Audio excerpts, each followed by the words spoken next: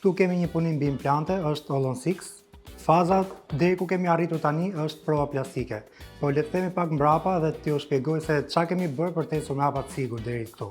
Ajo që kemi bërë fillimisht është pjesa e xhigut, i cili është edhe xhik kafshimi, po edhe xhik verifikimi, i cili verifikon marrjen e masës.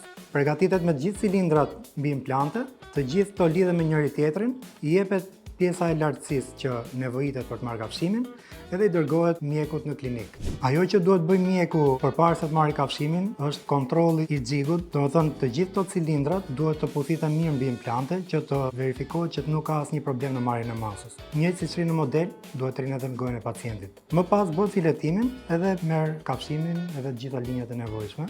Pasi xhigu kthehet në laborator, ne bëjmë montimin në artikulator dhe pastaj kalojmë në Exocad për bërë pjesën e skanimit dhe modelimit të provës plastike tek e cila kemi arritur deri në këto momente.